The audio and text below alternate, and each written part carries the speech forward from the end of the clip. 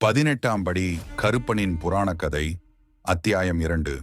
அம்மன் கோவிலுக்குள் செல்லும்போது 18 படிகள் கொண்ட மாடபடி ஒன்று இருந்தது. அந்த படிகள் வழியாக மக்கள் உள் செல்லப்படுகின்றன. அவற்றை தாண்டி யாரும் கள்ளம் கொண்ட மனத்துடன் உள்ளே செல்லக்கூடாது என்ற நிபந்தனை இருந்தது. அந்த புனித படிகளை காக்கவும் அவற்றை தாண்டி வரும் பக்தர்களின் மனதை சோதிக்கவும் கருப்பன் நிறுத்தப்பட்டான்.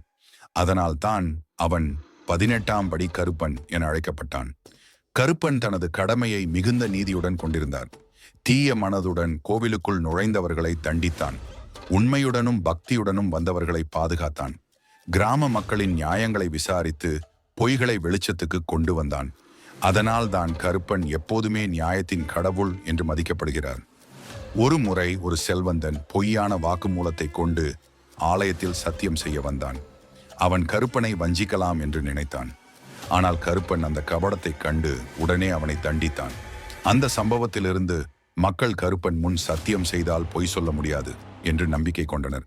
18ஆம் படி கருப்பன் அப்பொழுது இருந்து தொடர்ந்து கிராமங்களிலும் பெரும்பாலான ஆலயங்களிலும் காவல் தெய்வமாக இருந்து வருகிறார். பக்தர்களின் வீடுகளிலும் காவல் தெய்வமாக காத்து வருகிறார். தீங்கு விளைப்பவர்களுக்கு முன் நின்று 18ஆம் படியில் இருந்து நான் காத்து நிற்பேன் என்று இன்று வரை கருப்பசாமி ஊர் மக்களுக்கு காட்சியளிக்கிறார். இன்றும் பல கிராமங்களில் கருப்பனுக்கு சிறப்பான பூஜைகள் நடைபெறுகின்றன. சுருட்டு, மது, கருங்கிடா போன்ற படையல்களை படைத்து அவர் விரும்பும் வகையில் மக்கள் படையல் அளிக்கின்ற பக்தர்கள் தங்களின் வேண்டுதல்களை சொல்லி சத்தியம் செய்து பிறகு கருப்பனிடம் வாக்கு பிரார்த்தனை நிறைவேற்றுகிறார்கள். முக்கியமாக 18ஆம் படியில் நின்ற கருப்பனின் உருவம் மக்களுக்கு நியாயத்திற்கும் சத்தியத்திற்கும் உட்பட்டவராக மக்களுக்கு காட்சியளிக்கிறார். 18ஆம் படி கருப்பனின் கதையை கேட்ட அனைவருக்கும் கருப்பன் காட்சியளிப்பார், அருள் கொடுப்பார். நன்றி.